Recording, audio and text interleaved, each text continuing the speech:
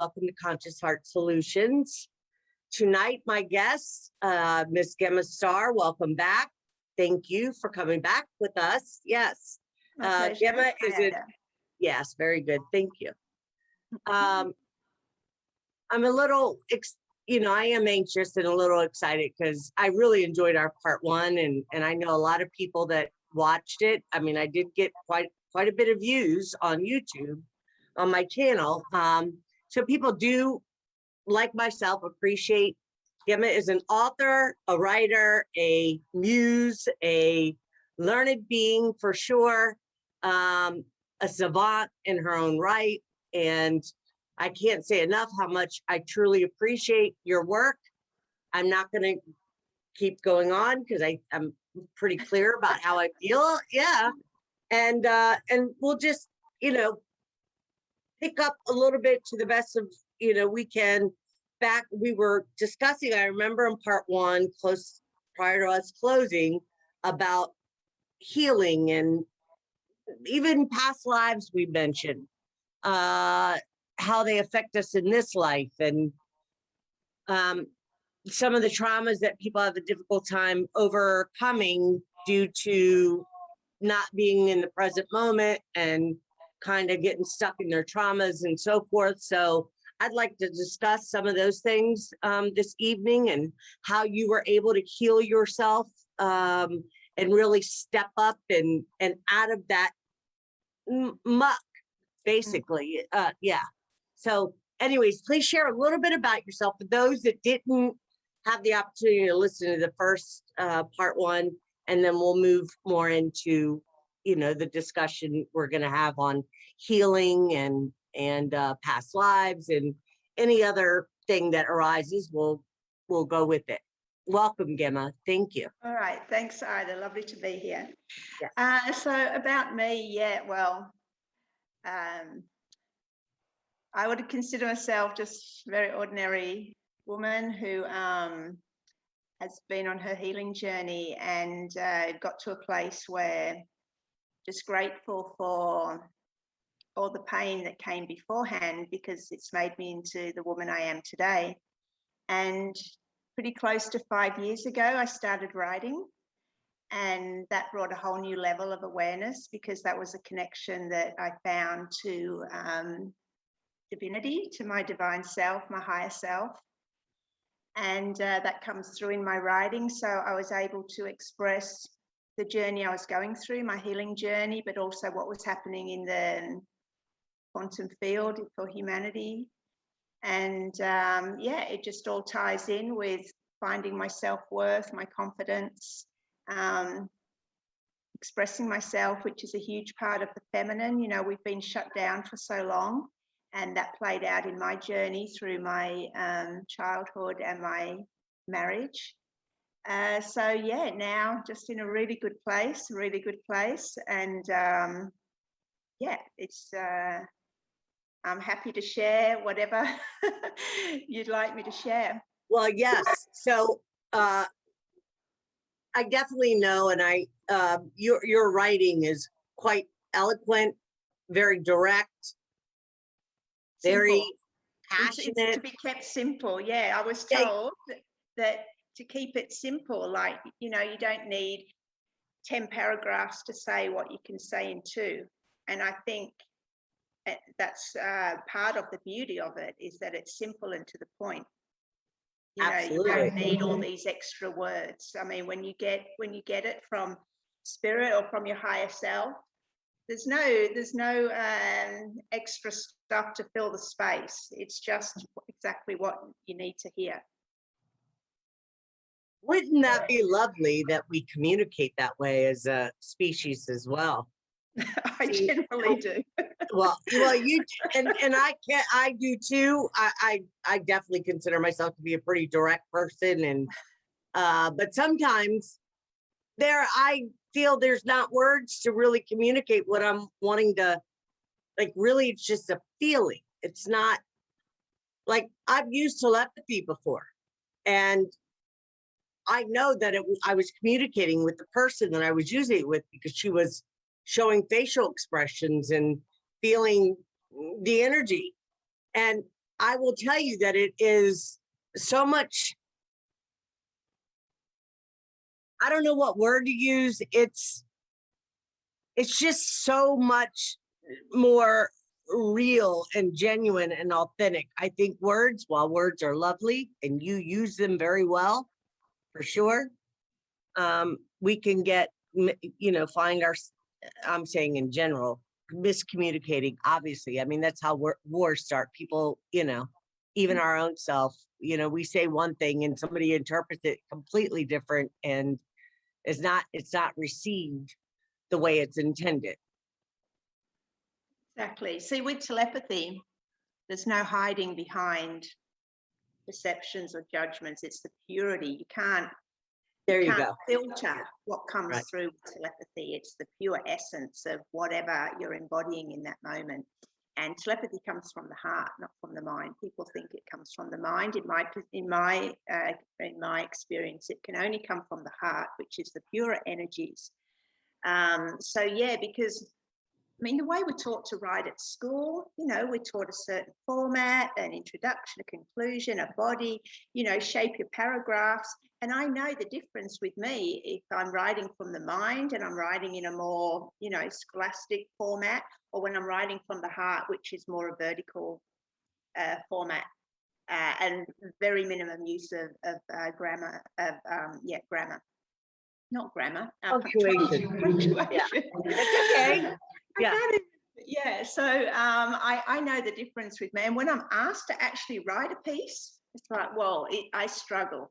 But when the writing's flowing through me, it's just complete flow of it just flows beautifully. So I know very distinctly my energies, what's going on in the mind and the heart. We're going back to telepathy. Yeah, I mean, the thing is, I believe you can only get to a point of telepathy when you're relatively pure, because most people don't want other people to see what they're really thinking or what they're really feeling. So if you can get to a space where you're healed enough that you could be an open source, that everyone transparent, everyone can see what you're feeling, what you're thinking, that takes you've got to be in a certain space to allow that to come through, not have walls of filters where you think before you speak or you think before you write. It's certainly a different place to be. Oh, I absolutely agree with that. Okay. Here we go. I didn't have this issue earlier with the other show, Katie, I'm hearing feedback again. I hope that doesn't continue. I think she could hear me. It might be because I don't use a microphone or anything. I mean, I've got pretty high ceilings here. It could be that, or just because I'm in Australia. No, you sound fine now. It's just every once in a while. It was the first time it happened. Hopefully it won't continue. You're fine. I wasn't sure if it's you or on my end. But back to telepathy. So it's when I had my DNA activation and my Kundalini activation that I was able to use telepathy. And yes, it was from my heart. I absolutely agree with you that it is not a mind thing at all. And it was quite beautiful. It was, I don't even know how, there's really no way to, other than, people think, okay, telepathy, well, you're just reading somebody's mind. No, there's an actual communication taking place. Yeah. From your heart space. Yeah. Yes, that's right. Definitely. And the heart and feelings are so powerful. They're, I think like maybe 100-fold more powerful than the energy of thoughts. So if you can actually create that feeling and then direct that feeling, that's going to get there way more impactful than any thoughts that you're sending. I mean, that might be a different field. I don't know. I haven't really studied it. I just go, with my own experience and yeah. Well, I definitely wasn't doing. It's feeding back. There it goes. I definitely, at the time, if I am to be honest, which I'm always am as honest as I'm capable of, but I don't, it was just happening. It wasn't something that I sat and said, okay, I'm going to use telepathy. It just happened. It was during my Kundalini activation, and I saw images and beings and the tree. I mean, it was quite an experience. I'll just say that. But anyway, so yeah, it's pretty amazing. But you do so well with how briefly or how much you expand, whatever it is. Your writing is amazing. People go to YouTube or to the Gemma's Facebook page and check out her work for sure. If you're listening live, you're welcome to check her out because, and then there's a lot of guests that will be listening that already are familiar with your work. So can we talk about past lives and how we bring that trauma in from past lives into this lifetime and how that might play out, and you know, what are the signs that we can look for, or some signs that we can look for that we are, because some people just get caught up in the loop of it. I know I continued to loop until I realized what I was doing and was able to pull back and sit with myself and do some, you know, inner work and so forth. So I don't do that so much anymore, but I know that is definitely a struggle a lot of people have, is the looping thoughts and the, you know, especially if they have any kind of DNA activation or memory. People want answers. They want to know, you know, what is this I'm experiencing and so forth. So please go ahead. Yeah, I mean, past lives. So all these things I've only sort of, you know, touched on in my own experience and brought them all in together for what works for me. But, you know, just the understanding of past lives puts a whole new perspective on our journey as in this incarnation now. Because if we can understand that maybe we, for example, incarnated in, we attracted an abusive relationship in this lifetime because we had, you know, we couldn't overcome that relationship in a past lifetime. Or it might be karma that, you know, maybe we were the abuser in another past time. So both those situations, the first one is like, for example, in this lifetime, I overcame that. And so I feel that, you know, I've got that one ticked off my list. And I know it wasn't just a fluke. It was work that I was doing to write, because I always say for every problem, you rise above it. The only way out is to rise above it in frequency. So what you're attracting on a level where you would attract abuse into your life, once you've done enough healing, you can rise above it. And you don't have to think about how you're going to get out of that relationship. You just know that because you're now vibrating on a higher, on a higher plane, that the universe will organically unalign you, and that's exactly what happened. So, you know, for the better than you could ever. Because if you're starting to think of the outcome, like the universe. When that happens in the quantum field, the universe provides a way that is better than you could have ever thought of anyway, and easier. And, you know, so that's exactly how it worked for me. So, yeah, the journey always comes back to ourselves, you know, to do the work on ourselves. It's not to change the other person. It's to, if we're not happy where we are, to vibrate higher so we align with a higher situation that matches what we're now embodying.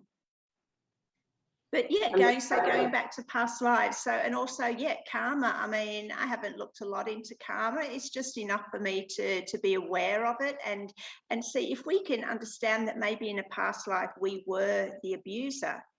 We drop our judgments. You know, we understand that in the quantum field, it's all playing out perfectly for us to experience every situation, because, you know, holding on to judgments and holding on to higher ground, higher moral ground, you know, that, you know, I'm a better person than you. Well, that doesn't work because, you know, we could have well been the abuser in the past. So, you know, it's just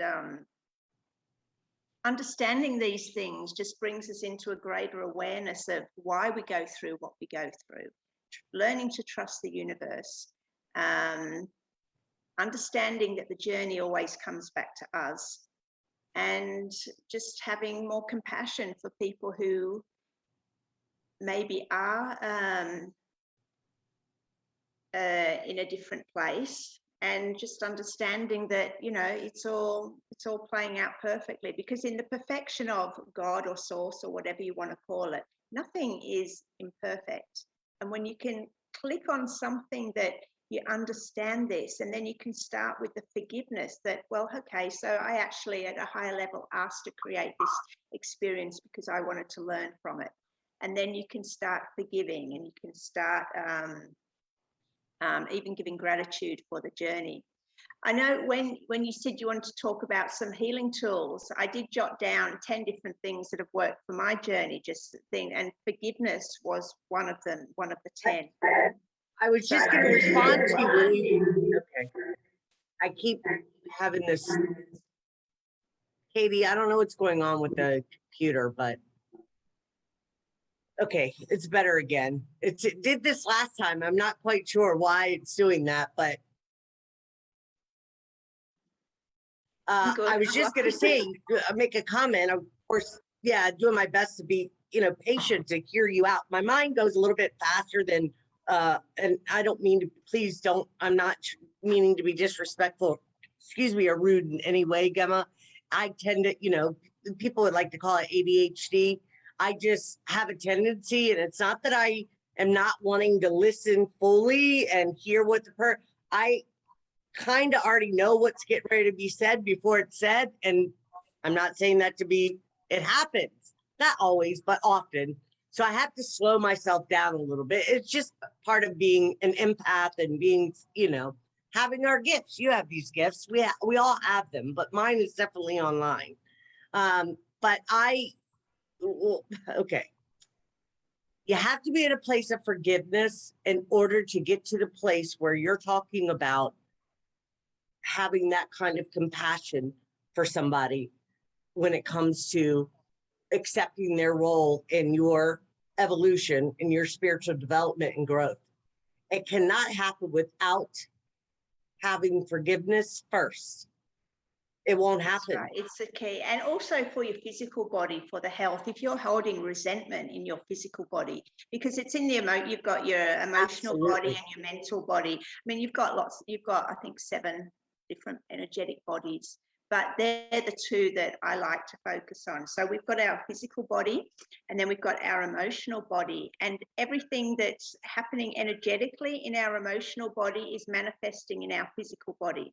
And then we've got our mental body. So you've got to tidy your thoughts up, because with thoughts come emotions, and then that's manifested into the physical. So you've got to sort out these 2 bodies to have a healthy physical body. It's no good just working out at the gym and thinking, oh, you're going to get healthy if you don't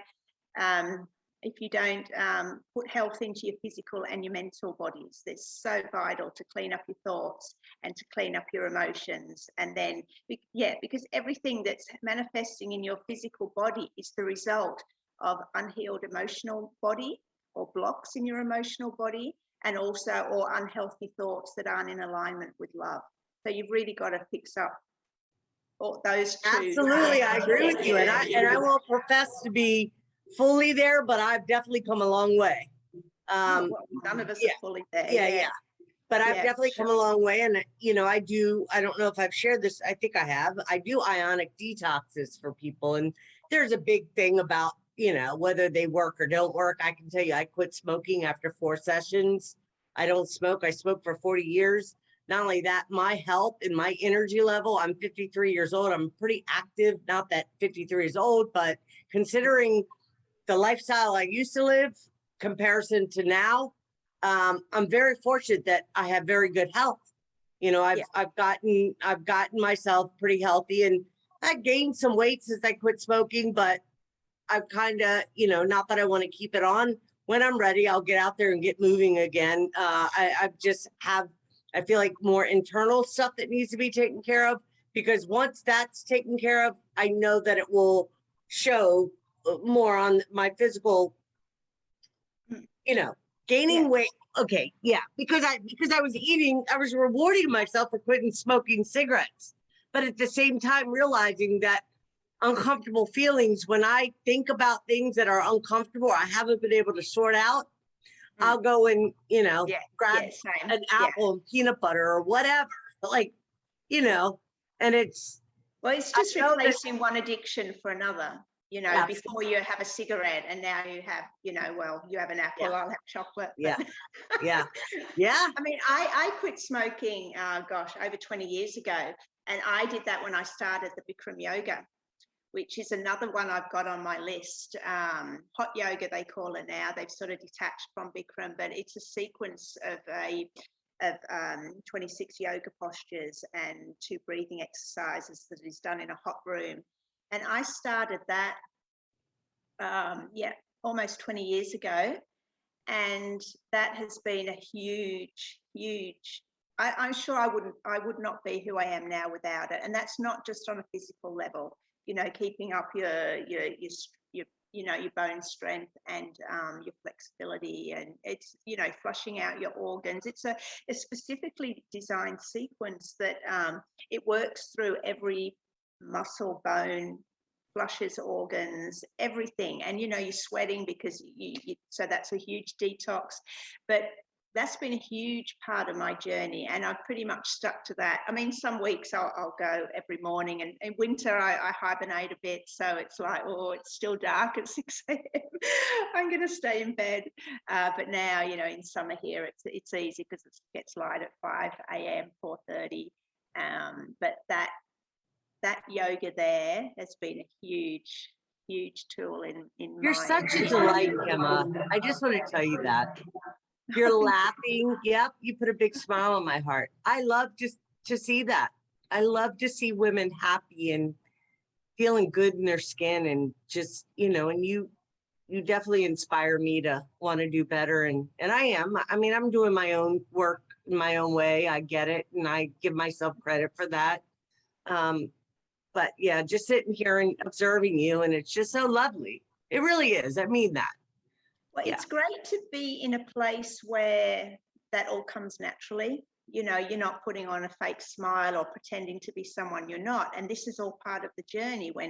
When we get, I mean, I was so shut down I had, you know, this natural sort of flow and, I guess, femininity and inner child was very shut down in my childhood and in my marriage. So, you know, it's taken a while for me to get back here. But when you're happy with yourself and you're not always wanting more, you're just happy with what you've got today. That's so important. Yes, that is so lovely. Absolutely. Yes. And who you are today, because gratitude for today brings you more to be grateful for tomorrow. And gratitude is another one I've got on my list of 10. So gratitude, you can't, like, oh, I'll be grateful in a year when I've saved for whatever car, or I'll be grateful in 10 years when I'm living in a bigger house. You know, society programming teaches us always that when we get in a certain place in the future, then we'll be happy, then we'll have something to be grateful for.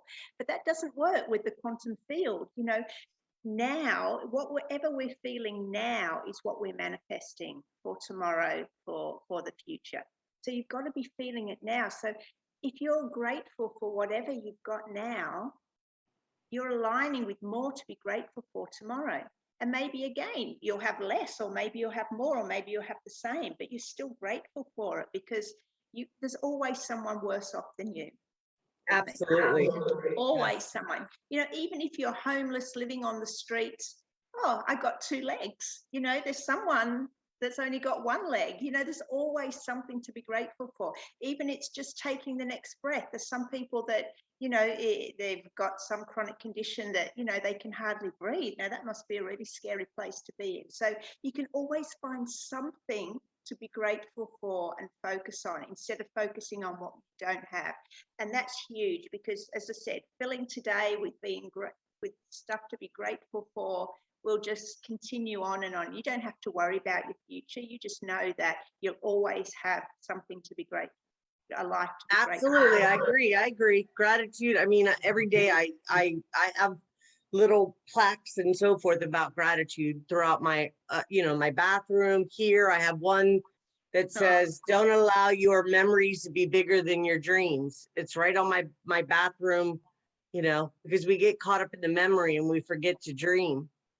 And Well, that's part, yeah.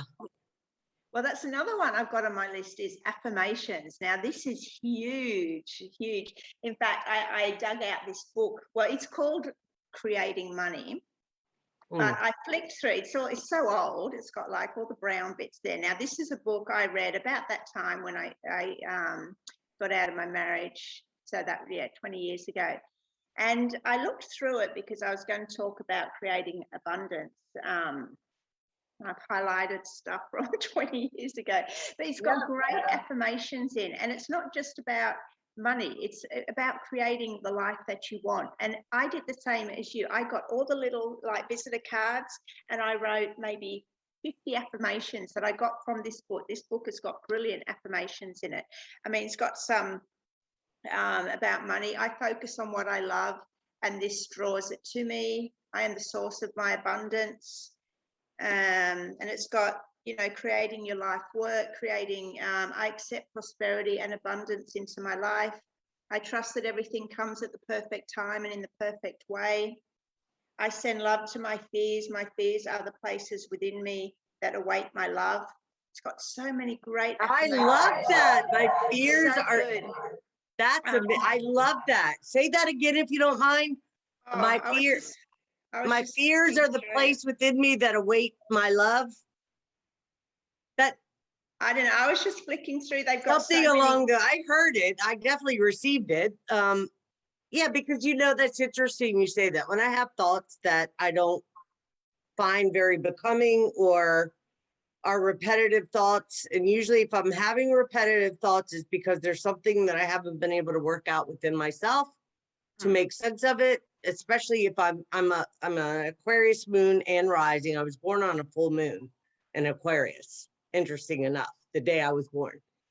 So I'm definitely out there a lot, and I have to bring myself back. But it has served me well too, because I'm able to pick up things and so forth. But I just know that if I'm having repetitive thoughts, now I don't have them as much, because I just say, well, and Michael Lee Hill taught me this. I don't know if you're familiar with him, but he mentioned Ida. What I do is I just ask if the universe has something else available, please. Thank you. Yeah. Thank you. And is there something else available? Like, I don't need to, I can move to the next thought. Yeah. I don't have to stay stuck in, It's awareness, once you're aware. Now, the book I read that really got me, I was like mind blown, and this is like 30 years ago, to say, oh my God, you can actually change your thoughts. It's Your Erroneous Zones by Wayne Dyer. And I read that in one night. I couldn't put it down. And I was like, and that changed my life. To say, it was way back. Okay, well, you and I are on the same. Let me just tell you, you talk about people that I used to sit up all night long listening to Wayne Dyer, watching his videos, Deepak Chopra, Lewis Hayes, all the, forerunners. That was that era back then. Yeah. Yes. They were brilliant. So that was like, oh my God, you can change it. And I got so much out of that. But it was like, not allowing, but I remember, I was putting it into practice, whereas, I'd watch a movie and normally, I'd be crying because the wife's dying or whatever. And I could actually change my thoughts to know, just different things. And I would work on it. And, and it's such a powerful tool. And so once I, got that understanding. With affirmations. So with affirmations, sorry, I knew I was going off track there. With affirmations, it's so big. So if you're looping, like you were saying, you're thinking the same thing over and over again. I mean, step one is being aware of it, which, you said you were, and that's massive. That's where I went off tangent with this book, because just to be aware that we can change our thoughts. It's not just some river flowing through us that we have no power over, because what are our thoughts and who are we? I mean, if we're aware of our thoughts, there's obviously a couple of different dynamics. Right. Well, and that's where, what's his name? The other guy that I love so much. Oh man, the little short white guy. Oprah had a series with him going on. Short white guy. I mean, no, he's tall. No, not Dr. Phil. He's tall. Eckhart Tolle. Eckhart Tolle. well, so it's exactly, well, Deepak, all of them have been, it's the same. Who is it that's aware of the thoughts? Like if you're able to sit and realize that there's just this, stream of thoughts that continue to play. Well, it's programming. It really is. We think about it. Yeah. Right? It's just programming. It's information that we put in so we can choose a different thought, a different stream, a different frequency, a different, and move it up a notch, like what you say, like when you get to a point where you rise above the abuse and you realize this isn't, I'm not, this is not how I need to learn any longer or to make good for my, and when I say make good, meaning, I realized that there was things that I was dealing with, karmic battles that I've been in that I realized now were karmic, and I could have learned the lesson a long time ago, but I kept wanting things to be my way or be in control or whatever. Like, there's no winner ever. Nobody wins.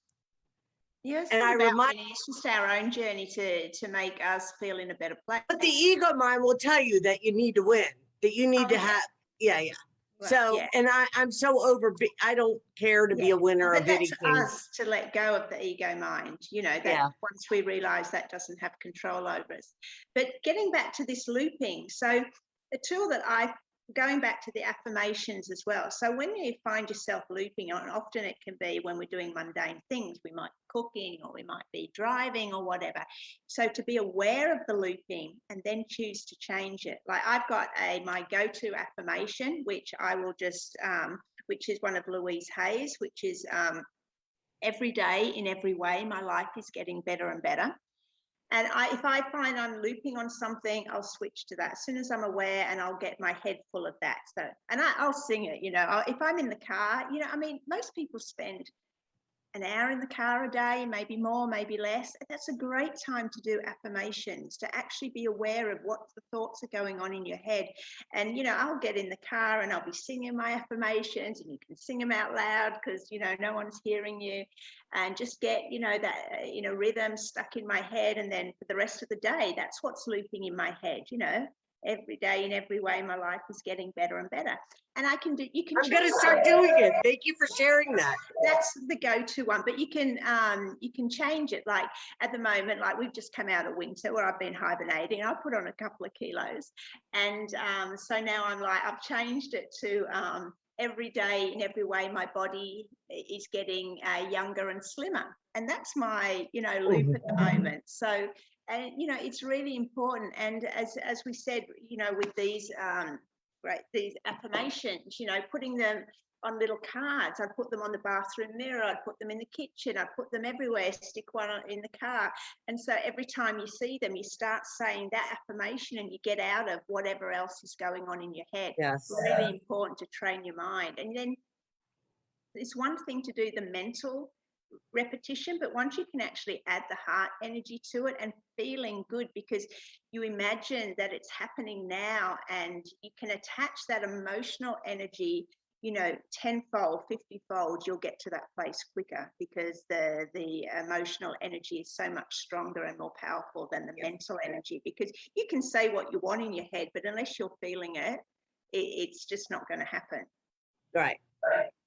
Absolutely agree. So all these little tools are so important to shift your mindset, and imagination is our most powerful tool. Was it Einstein or someone said, without imagination, and we're taught as kids, oh, it's just a kiddie thing, imagination, but imagination is the cornerstone of creation. Everything. Absolutely. Everything starts. Well, it happens. Yes. So everything starts with idea. Imagination is we're living in the moment. And this is what I was talking about before with gratitude, to live in the moment and imagine that we're in a place where we're grateful for whatever we've got. That's living in the moment, and that is creation. Creation can only ever happen in this moment of now. Society teaches us to, either catapult ourselves into the future. Where do you want to be in 5 years? What's your 10-year, plan? I save for your retirement. And that's a funny one because I never did, and I just was always just knew I don't either. Save and my now retirement. with Yeah. the changes, that's I never bothered about that. Or go into the past and stay in the past. You're stuck on people you haven't forgiven. You're stuck on not being able to understand why you were born into the situation or the family that you were. So people are stuck in the past or stuck in the future, and that takes you right out of now, which is the moment of creation. But because you're either feeling resentment or worry because you're stuck in those other places, that's what you're bringing to this now moment, and that's what you're continuing to create, because you will create whatever you're feeling in this moment. You will create it in the next moment and the next moment until you can get yourself out of it and start creating something different for yourself. Well, Always comes back to us. We're taught to blame other people. Oh, if he changed, I'd be happy. Oh, if my mother did this and this, I'd be happy. Well, no, you've got to either come to a place of acceptance and allow people to be who they are on their own journey without trying to change them, understanding that it's all about you that has to make the changes, make the shifts. When we can get out of a place of anyone else being responsible for who we are today, that's powerful. I was just getting ready to say to you, when I stopped expecting anybody to change for anything for myself, it's so liberating and empowering. When I realized that the only person I can change is myself, and yes. That's it. It just took the whole world off of me. It really did. Yes. But I was going to say, you were saying, about imagination. Well, we think if you imagination, even the way it spells, musician. I am a musician. So are you. We are magical beings, imagination. Yeah. And we all are. And we don't realize we create out of default every day. All of us. Oh, yeah, but we're creating this moment. Every moment we created in a past moment. Yeah, nothing's just random. Nope. Definitely. I agree. Yeah, it's pretty amazing. What was I was just going to say something. I sometimes forget what I'm going to say because I'm doing my best to be patient and listening, but I did forget. There was something I was going to share with you, but that's okay. Oh, I know. When you got a lot to say, it's so easy. I know, and I love listening to you. It's okay. So I'm not saying just, yeah. And it's funny, you have a lot to say. I often say to people, the reason I became a writer is because I was never allowed to finish what I wanted to say. I was always either shut down or talked over, and I'm pretty good in like talking one-on-one, one-on-two like this, but you put me in a group of people and I'm quite quiet, and every time I talk I always seem to get talked over, and so generally I'm a lot more quieter. But if you're a writer, you get to finish what you're going to say. No one shuts you down. No one tells you to do it a different way, and you put it out there. So you're doing, I write for myself to be able to express myself fully without anyone. I get it. I understand. I'm not doing it to get likes or shares or anything. It's like, wow, I wanted to say this. I wanted to express myself, and here it is in its entirety. So boom. Well, definitely don't feel shut down on this show because I love listening to you. I think you're such an inspiration. Well, you are to me and to many others. And there's many women. I did an interview with Patricia Corey earlier, which I'm so thankful. Do you know who Patricia Corey is? I'm friends with her on Facebook. Yeah. Okay, yeah. And she's such a delight and packed full of wisdom and she's amazing. And I see, you ladies, you women are who I aspired to be like. Of course, I have my own unique, and I love that about myself, but it's you women that really get me to, want to be by your side, not behind you or in front of you, but be by your side in this. And I thank you, Gemma. Yeah, no, yes. It's my pleasure because, and when we're going through these tough times, if we could only see ourselves in 20, 30 years, when, say, we get to this point where it's only because I experienced what I experienced and I got myself out the other side that now I'm able to share my journey, and then other people are drawn to it. So everything at some level is always, you know, pre-planned when we incarnate. You know, I want to do this, this, and this so that I'm who I am today. You know, or the opportunity to arrive at who I am today, and opportunity tomorrow to be even in a better place.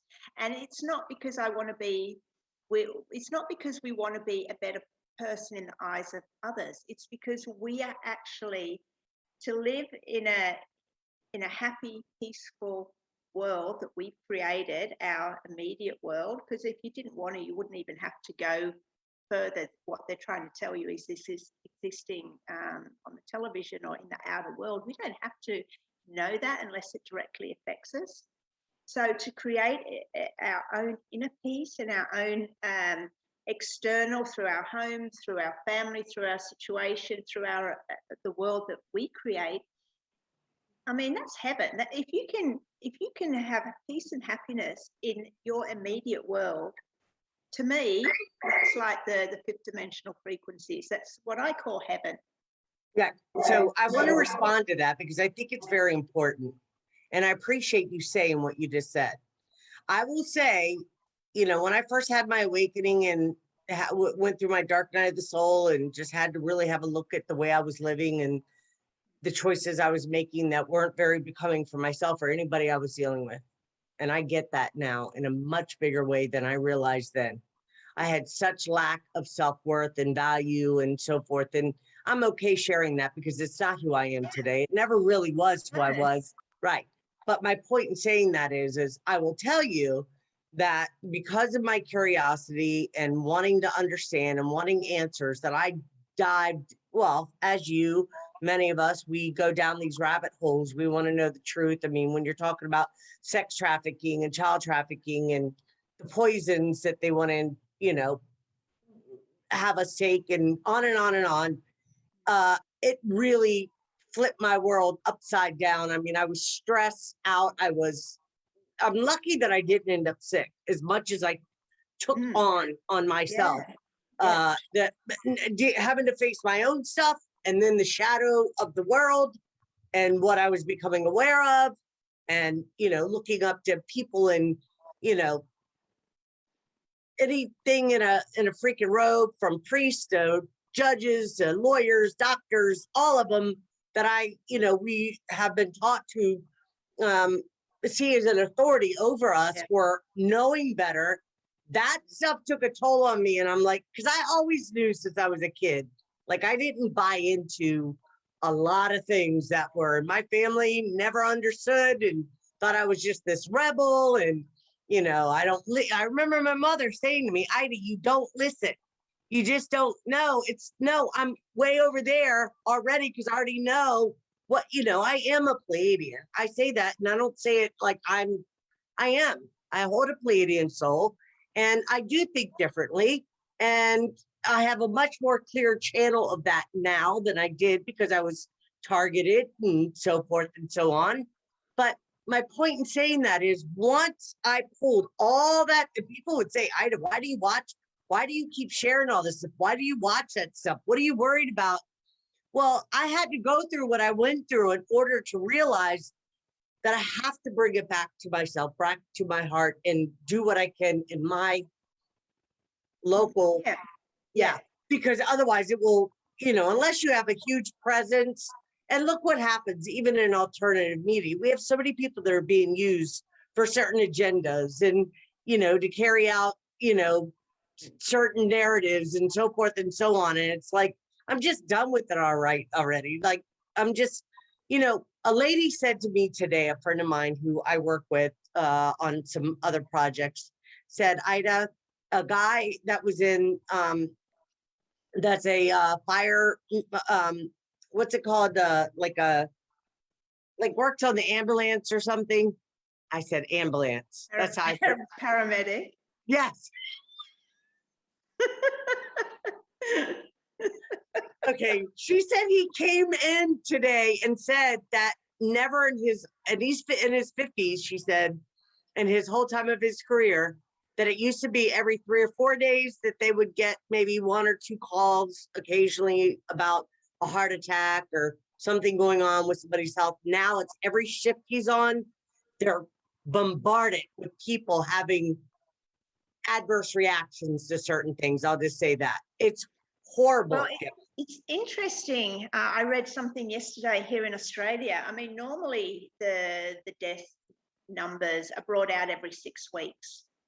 And none of the death numbers, the reports about just not any death in Australia have been brought out since June. They're 15 weeks behind on what was always a 6-week thing. They just haven't done for 15 weeks. Because this is the thing, you know, you might know one person, someone else might know one person, but I mean, even I wrote a post a few months ago, you know, does anyone know anyone personal that's been affected by the poison or died? And it was unbelievable, the amount of people that, you know, oh yeah, it happened to my neighbor, it happened to my father-in-law, it happened to this. There was one person that knew about 40 different people, you know. It's like, but because it's, and why isn't it being reported in the news? Why? Well, they're not going to report it because they want you to believe that it's safe. Well, exactly. And they Well, keep it's so saying I can't even. When she said that to me today, which I've known this in the back of my mind, but I haven't really given it, you know, because I don't make it my business to focus on heavy stuff. But I'm like, this is just crazy. And my entire family has decided to go with the status quo and do what they've done. And I just, you know, it's heartbreaking to me. I'm kind of at the, it's not that I'm cold or I have no heart. I have a huge compassionate heart. I just have gotten to the point where for my own health, I cannot allow it to pull me into this slumber and this sadness about my family. Yeah. Well, I love them and I love them with, you know, I love them and I want the best for every family, friends, people. You know, I come across friends that have said, yep, I've taken it. And I'm like, okay, I respect people's choices. I don't know what to think anymore, Gemma. I really don't. Not when it comes to that, like, yeah. Yeah. One, it's accepting that just as we have our own journey, everyone else is at their own journey, and nothing is random. So, you know, some people have chosen to exit at this time. Some people have, I mean, they're also giving an opportunity for a lesson to you to find acceptance, to find that everyone has free will in making their own choices. And just as you want free will to create your next moments, they have free will to create their next moments. Yes. And our journey looking on and maybe not agreeing with their choices is a vital one for our own inner peace. It's finding acceptance in that. It's finding understanding that on a higher level, this is all playing out perfectly. So again, they are not responsible. Oh, Gemma, you're so amazing. Thank you. I mean, I know everything that you're saying, and yes, I agree, but just to hear it helps me. Yeah, because it's, I mean, it's on a higher, in their world, they're doing it because they believe it's the right thing to do. They're doing it out of love. They're not doing it to hurt you or me who won't do it. They're doing it because they think it's the right thing to do for humanity. And if you can look at it that way, that they have pure intentions, but it's their journey, what they create in their now moment for their next now moment. They're doing it with love. They're doing it because they believe that if a certain percentage of the people, you know, get done, you know, it will help and they'll be able to travel and have their freedom back. They don't have the same understanding that we have regarding that. And that's okay, you know. But in the meantime, what lessons can we take to create more peace in our life if something like that is upsetting us? I think that is probably the most powerful message that will be shared on this show this evening. And I hope everybody heard what Gemma just said. I think it's important. It really is. For those that are going to be listening, that was a powerful, powerful message that you just shared, and I thank you for that, because there's so much confusion. I have people that message me constantly, sending me, I just away with it. I don't even want to, I just don't have it I want to give my energy to solutions and sharing information that is valuable, and that, like the message you just gave, that kind of thing. I don't want to stay stuck in Yeah, So that's thank really you for important that. to be aware of that, sort of where we can give our energy. Because, well, one, to give unconditional love, we have to be full of love in ourselves, and we give it surplus as unconditional. Because if we're giving love at the cost of ourselves, and that's depleting us, we're wanting it as a transaction. We're only giving it because we want something back. Right? So it's a transaction. So the only way we can give unconditional love is to have it, be full of it in ourselves, that we can give the excess away without wanting anything back in return. And it's yes, Gemma, you are on fire tonight. Yes. It's just the thing. So being aware that, for example, because we all have our ups and downs day, you can't give yourself to all those messages that you're getting with people wanting our energy. I mean, I'm the same. I get, tens of messages every day, watch this, do that, and you have to, some days you just don't want to give them any energy, because it's going to deplete, where you can take you out of this beautiful moment that you've created. Right. Like you said, to be aware of, to go into the debate, the jab debate takes you to a completely different place than if you've created what I call your little bubble of heaven. So do I want to go there today? And some days, especially if it's happening here in Australia, I will be more sort of politically minded, and I'll, run a few posts where I'm very focused on what's going on in Australia. But then I can let it go and just come back. But do I want to go there? Do I really, and it sounds a bit callous, but do I really care what's happening in Sweden or da-da-da? You don't have to give your energy and care about every single event that's going on in the world, because it depletes you. And again, it takes you out of this now moment where you're creating your peace. So if you can create your peace in this now moment, then you can look at these other places, what's going on to be aware and be compassionate, but be detached. You don't have to attach energetically and emotionally to an outcome. You can just be aware of it, observe it, but not let it pop your heaven bubble. Well, I agree. And that is definitely a way that, okay.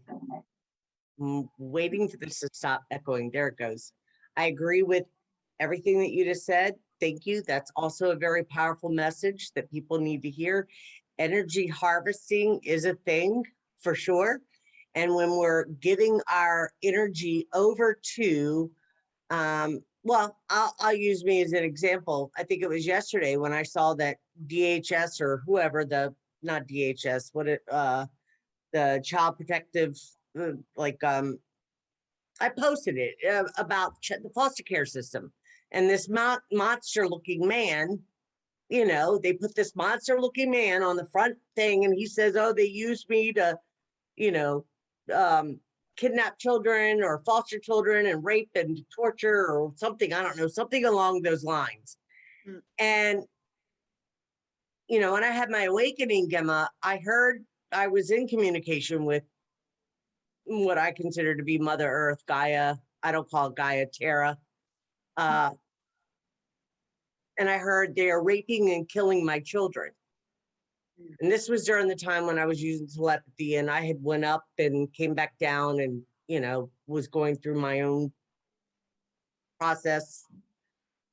So when I see things like this, and especially when it comes to children, and I'm not saying, I mean, I don't know what I was involved in. I have an idea of some of my past life and involvements and some of the things I was involved in. But when it comes to children, I don't know. It does something to me to think about the innocence of a child and the harm that's being done.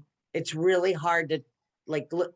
I've gotten better. I used to really get entrenched in it. Now I can, it's the first time I posted something like that in, I don't know, a long time, because I just said, I can't do this anymore. It was taking so much out of me, so much of my energy, so much of, and I didn't know how to, I did a lot of transmuting, a lot for the collective, I feel. I was taking on a lot and transmuting it. But I saw that yesterday and I said, this is the elephant in the room that none of us, including myself, it's just such a horrible. It is. Shadow aspect of art. Yeah. So please. Yeah. All right. So what I do then, if I feel I'm going to be overwhelmed emotionally, I look at the bigger picture, take myself right out, zoom right out and focus. So can you see it as a video game? Can you see it as an organic video game where with every thought and emotion, we're creating what we're actually seeing? So if your focus is what you're creating, you focusing on the children and especially attaching emotional energy to that is going to take you to a place where you're not in peace. So it's not that we're rejecting that it's happening, but it's not being attached with emotional awareness. Now, there are certain people that came down with missions to help the children, and that is their mission, and they are fully focused on it at this point. But if it's not in our direct path, why look over there and not be looking where we're going on our path? So unless it's part of our journey or it's affecting us directly, we don't have to give again our energy to everything. You can't give your energy to everything. This is what the news does. It'll give you 10 different stories of heartache and pain and wow, what do I focus on? And at the end it's just overwhelming of worry and, so, well, we all know to turn that off. But see how it works? So you can give your blessing to the children. You can trust they're in good hands. You can trust they're what they're meant to be. You can trust that they chose this journey. Now, I know you have more emotional attachment because it was part of your journey, but can you forgive it now, let it go? Do you have more healing to do around that? Do you have to sit in it for a week, a month? No, I don't. No. Can you let it go and trust? If you can give, if you're at the stage where you've not just forgiven, but you can give gratitude for the journey, now it's time you can let it go. If you can't give gratitude for the journey yet, you've still got work to work on the forgiveness. If you can't forgive yet, you've still got work to do on your healing. So it's all a process, but once you can give gratitude, if it's no longer on your path, let it go and look ahead instead of looking behind. I appreciate that. Where your focus is, that's what you're creating with your next step, Well, it definitely, I appreciate everything that you just said, and I appreciate that. So I will take heed. I don't create those things for myself anymore. Actually, I live a pretty happy, joyous life, and I do what I can to be of service in my area, however I can, with youngins, at work, with the elderly, whatever I can do to really, just be a nurturing guidance, love, and sometimes I can be, I can have a pretty direct tongue, and but it's usually after some frustration, after I've repeated myself a million times. Sometimes I feel like, okay, all right already, but I appreciate what you just said. It did show up in the news feed, and when I seen them, so you just reminded me that no, I don't have to go back to that, and I won't. And I do believe I've healed a great deal of. Yeah, I can see that. Yeah. I mean, in a newsfeed, anyone that puts up a whole heap of negative posts, I usually unfollow them. I'm going to take it down now that you just said that. You don't have to unfriend them, but you just don't see their posts if you're scrolling through the news feed. I only want, it's all about, and this is another one I've got on my list, it's creating your own space. So, that can start with Facebook. If you're scrolling through and, you stop at a post and you really wish that you hadn't seen it, it doesn't bring joy or awareness or give you something, you can just unfollow that person, or if it's, you get a lot of people things you're not even friends with, the posts that come up, you can choose to not see them. It's really about creating your own space on social media and also in your home, in your house. clear out the clutter. I went through, because, when I grew up, like we had all the normal photos, I went through photo albums and boxes and threw away any photo that didn't bring a smile to my face. Went through the lot, and I threw away heap of photos. People think we have to hold on to everything. Oh no, I just did that. So that's funny that you said that. Yeah. I don't know that I was looking powerful. one that didn't bring me a smile to my face, but I'll tell you, I got rid of a lot of old photos of people that I have it just is not part of my reality now, period. Yeah. And I just don't need to hold on to them. And I believe energetically we do. When we hold on to those photos, we continue the energetic cord that needs to be let go of. I get it. Let go emotionally. And it's not like, oh, I'm so angry at this person, I'll throw the photo out. I mean, you get to a place where, okay, I was angry with you, but you're just not part of my reality anymore. Don't need you. So, just declutter, because what is in your immediate physical space is a representation of what's in your physical body. So is it cluttered? You're probably going to have cluttered minds. If you've got a lot of things from the past, you're still living in the past. Things like that. Create a space that what makes you feel good in this moment. I have just, I love my space.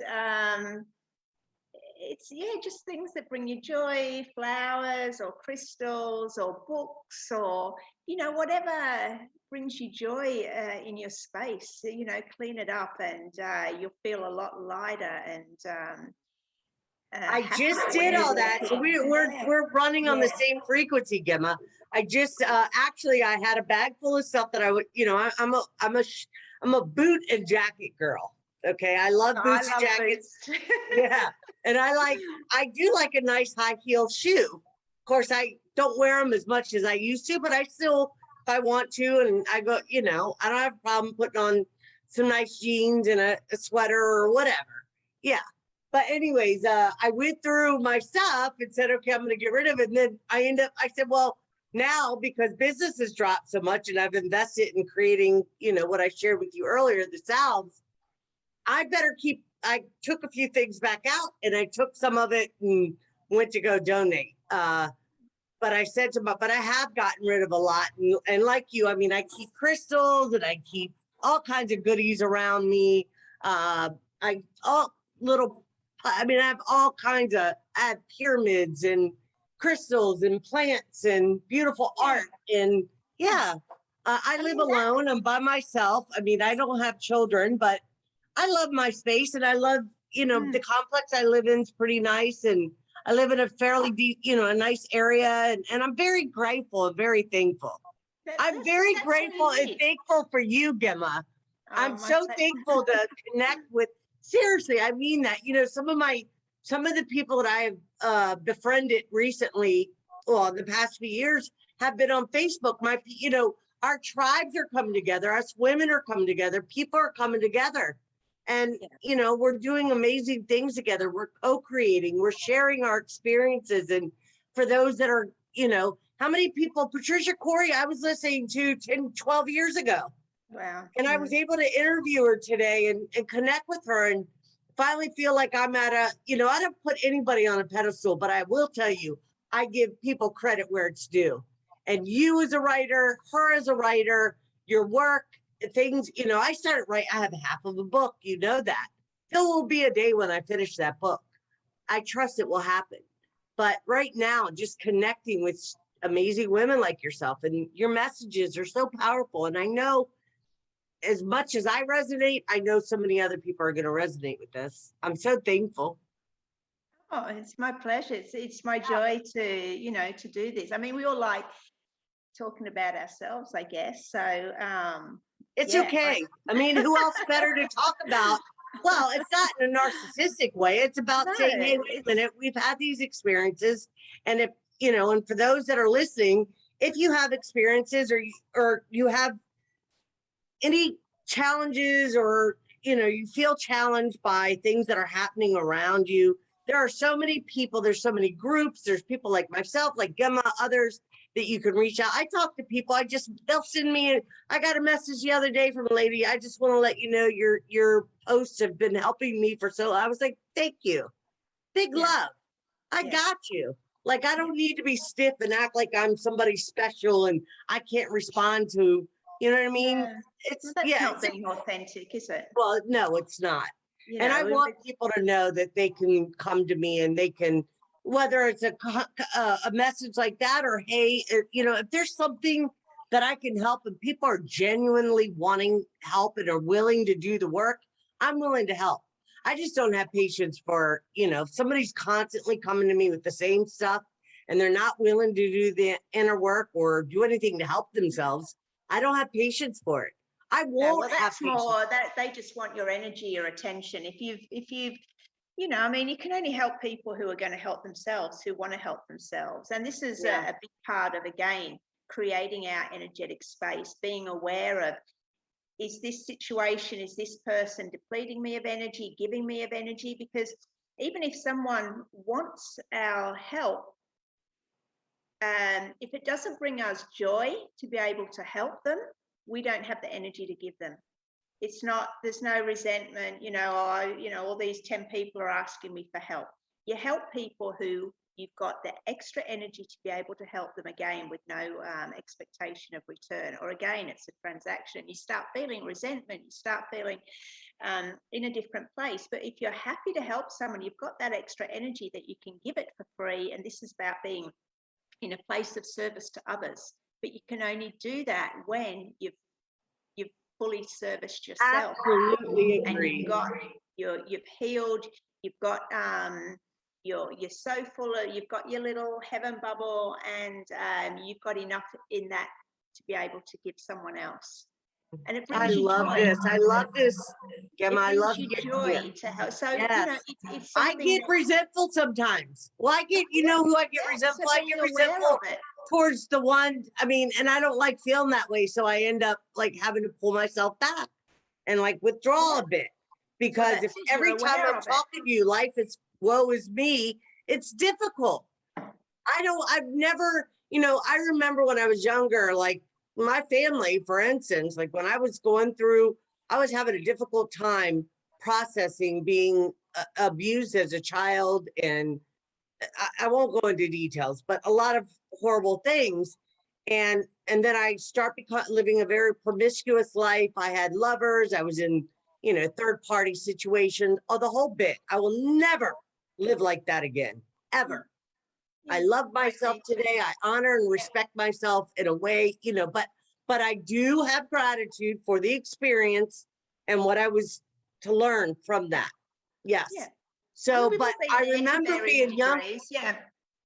Being younger and constantly like repeating, like, I'll say this, my mother, I remember being so angry with my mother, Gemma, I couldn't be around her for 1 minute. Like she couldn't breathe right. I got a mom like that too. Yes. Okay. She couldn't breathe right. She used to do certain things with her hand, like just everything bothered me. And I don't know what came over me, but I'm very thankful it did. Something came over me and said, go to Arizona. It's time to make amends. Mm-hmm. And I was still living, big sex, drugs, and rock and roll at the time, but I've been in and out of my journey a lot, getting clean, going, whatever. Of course, all of that will never be a part of my life again. But anyways, long story short, so I went out there and I remember saying to my mom, I was like, Mom, do you know that your children love you? And she responded to me and said, yes, Ida, but some of my children, I'm not very happy about some of their choices. And I knew who she was talking about because I had a brother that I had a couple brothers that molested me, and I'm okay to, I'm pretty open and it doesn't affect me anymore. So, but anyways, and I said, well, I said to her, I said, Mom, I choose to love you instead of hate you. And she looked at me. And that next morning, Gemma, I woke up and my mother was like an angel to me. I wanted to cook for her. I wanted to take care of her. I wanted to hear her stories. Just I don't know what it was. I believe it was my time to make amends, because I also at this time said to her, I'm very sorry for the way I treated you, Mom. I love you, and yeah. Yeah, see how it happens with forgiveness and finding that place of acceptance for our journey. The beauty is that once you do that, you, like you just said, you just felt amazing after that. And that was The another next piece day of was your like, life that fell into place and brought it you was more peace and unbelievable. I happiness. can't even tell you. I don't mean to overtalk you, but I can tell everybody on the, it was like I was in a whole nother time. It was unbelievable. I mean, I went from being angry and resentful and really having a lot, I don't like to use the word hate, but just a lot of very pained up by not understanding why I wasn't protected and valued as a child and all the things, to saying, okay, and having compassion for my mother. She went through the same thing. I mean, back in those days. Yeah, exactly. So, but I also know when she passed away, and I'll be honest with you, and there was somewhat of a relief that I didn't have to ask her anything anymore. Like, she wasn't there for me to want an answer from her that she could not give me. She could not give me. Communicate with her now. Remind me of that, because I'm going to go back to just say quickly. We often think that forgiveness is something we do for someone else, but it's not. It's a gift to ourselves. And if people only realize that forgiveness is it's we no longer have to attach ourselves to an uncomfortable event. We no longer have to make someone else responsible for our happiness, for our healing. So it really is, forgiveness is a gift to ourselves, and that's an important piece of the puzzle. So going back to what you said about your mother, so this is what I'm getting for you, is to communicate with your mother now, is to get yourself in a meditative state. I mean, people meditate. This is another thing I've got on my list about meditation. I don't do it so much anymore, but I did it when my writing started coming through. So people think quieten your mind, but I always say, if you focus on your heart, your mind will naturally quiet. So if you focus on your gratitude, on your heart, shift your focus to your heart, your mind will quieten, and the thoughts will go away. So when you get yourself into this beautiful space of love and gratitude by focusing on your heart, you can bring your mother in then. You can do this with anyone. I do it with a whole lot of people that I want to talk to. Bring them into that beautiful bubble of love and peace and gratitude, and just sit with them. You can hold their hands. You can invite them to, if they want to hold your hands. If there's a bit of resentment still, they might, you might not feel to. Just do whatever comes naturally, and don't formulate the questions, the conversation. It's like telepathic, like we were talking about before, and always trust that your first answer, or your first, what you're getting is the truth, because with telepathy, the thought will arrive faster than your mind can articulate. So with your mind, the answers are always a bit delayed, because your mind is actually formulating the answer. But with telepathy and instant communication, it's literally boom, boom, boom, boom, boom, boom, boom. And you got to learn to trust it. You've got to learn to go with it. So if you want to, communicate more with your mother and clear stuff up, that's what I would recommend, to bring her into this beautiful space where only love exists. And you remember that she now, where she is now, is in a totally different level than she was in her human state, with her human awareness, her human wounds, her human perceptions. So bring her in now as this beautiful light being. I'm getting, yeah. Yeah. That's so lovely, Gemma. Just let the communication flow. And I think that maybe is, a beautiful healing tool that, you're ready to go with. You can do it with past lovers. You can do it with current lovers. You can do it with just anyone that you want to talk to. Even if you are having an issue with a friend or a family member, You can do this because you can bring in their higher self instead of their human self, and you can communicate with them on a higher level, and that will filter some way into their human self. You know, there's lots of different things you can do around that. I'm going to start. I've heard of this before, and of course I know this, but now that you have, I'm going to start practicing it a little bit more. It's time for me to do a huge release.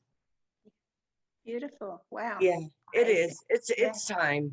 Yeah. I mean, I feel like I've done it. I've done a great deal of it, but I just really want to move into my heart space in a big way now. And you're ready. You're so ready. You Yeah, are. I am. I mean, literally, you can do it. It's just in a 5, surrender 10 to my minutes. heart, really. There's no more, I have no more, you know, there's nothing else there's no more blame. There's no more, none of it. I just don't have it in me anymore. I don't really, it's. And that's freedom, isn't it? Once you can Yeah. get to that point, that is freedom. And that then manifests you with freedom in the external world. See, you know, if we're not free internally, it's impossible to be free in our external world. And as I said last show, so many people try and change the external world to find their freedom and happiness without understanding that they're aligning currently with what they're embodying inside. So if they're not free of people, emotions, situations, there's no way in hell they're going to be free and happy in the outside world. Got to come back and work on the inside, your inside world, which then energetically is manifested beautifully in your outside world. And this is why the journey always brings us back to our own healing, our own thoughts, our own emotions. It's all there. As I said, you know, you've got your emotional body, you've got your mental body. That there is your world. That is your quantum field. So unless you can make those happy and peaceful, you know, you're not going to see it with your own eyes and feel it in your heart. So important. Yeah. I'm imagining in my mind as you're speaking and doing this work, and I'm going to make it my business to, you know, maybe, well, I don't know how, I don't want to say something and then not follow through with it, but I am going to, because I'm real hard, not hard on myself, but if I say I'm going to do something, I like to follow through with it. Otherwise, you know. Integrity to yourself. Yeah. That's yeah, okay. I got to be accountable to myself. So, but I definitely will be using that tool to do some release work and, you know, and healing. Yeah. Once you know that space, you recognize it. See, this is when I first started meditating. I would just get into that space, and that's when after 3 or 4 months, my poetry just started coming through my writing. So I wasn't expecting it. It was just, I would just sit in this beautiful bubble. I knew now I could connect to a source. I could connect to my higher self, but not with any agenda. I could just sit in that space, and it wasn't like, oh, meditation, tick, tick, tick. How long is it going to be? I can't get rid of my thoughts. It was actually a pleasure to stay in that space. Now I can hit that space instantly now without even having to go through the whole process. I know it's there. I know it's part of me. I've, you know, strengthened my connection there. And so to start with, you know, it might take you a little time to get into that space, but hands on heart, focusing on your breathing, just being aware of your senses. You know, you can feel the air going in your nostrils, you can feel your chest rising. Just bring you back right into the now. And then to be able to, each time it'll get easier and easier. And also it's a beautiful space to do your manifesting in, because you are in this bubble of love and creation, which is the frequency of 5 to 8 hertz, which is the frequency of love and creation. So whatever, when we go back to imagining, you know, imagining where you want to be, it's so real in that moment that you are actually creating it. It's and you can do that, and you want to, and it brings you so much joy and happiness that you can stay there easily for half an hour. Because I've had my moment. I mean, I definitely used to be able to, I mean, I've experienced 0 point big time.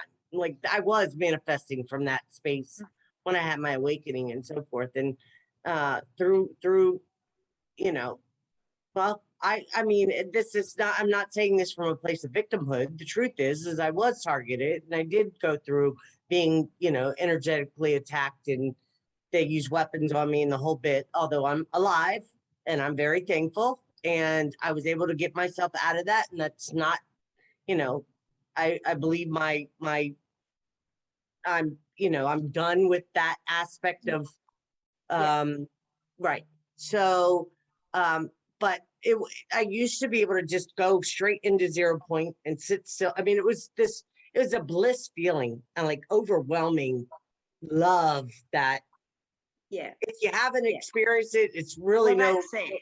Yeah. That's the frequency. Yeah. But I haven't gotten back to that since then. And I need to, and I know I can, but I've been so I think I'm ready to go back to be able to sit with myself in that space. I have moments where I sit for, you know, some time, but it's not for any length, you know, I don't do it for long periods of time. Well, the longer you can I want to do the thing where holding the hand and I'm sorry. The longer you can, going back to creating in that bubble of a manifestation, the longer you can hold that feeling, the more quickly and more strengthened you're going to align with it in the quantum field. Now, the other thing is to only focus on the feeling that you want when you get your desire. For example, people think they want a big house. Well, some people do. But what's the feeling you want with the big house? Is it security? Is it love? Is it peace? What feeling is it? It's not the object that's going to bring you happiness. It's the feeling that object or the situation gives you that's going to bring you happiness. Sure. Right? So that's the other thing about, you know, coming back into the moment. So if you think, oh, a big house, it's going to bring me security and freedom, feel that now with the house that you've got. You know, and eventually you will just be happy with what you've got. You know, it's always the feeling. We're taught that bigger and better is going to bring happiness and peace. It's not. It's just finding that happiness in what you've got. So always, you know, you want a relationship. Well, why do you want a relationship? What do you want to feel? Feel that. So when we're in this meditative bubble of creation, feel what you want to feel. It's the feeling, not the object. Oh, Gemma, I want to make love again. I want to meet my beloved. I want to kiss. I want to lay under the stars. I want somebody to hold my hand. It's not that I need it, but I want that. I know. So in this bubble, bring him in this same bubble that, you know, another day that, you know, you're not meeting your mum. Bring him in and feel that, you know, you can hug yourself. I always fall asleep hugging myself. I laid and rubbed my arms and I'll run my hands through my hair and just like, Ida, I wake up. I love you, Ida. I love you, Source. I always put myself first, not in a way that, you know, people say put God first. Because everything starts with you. Right.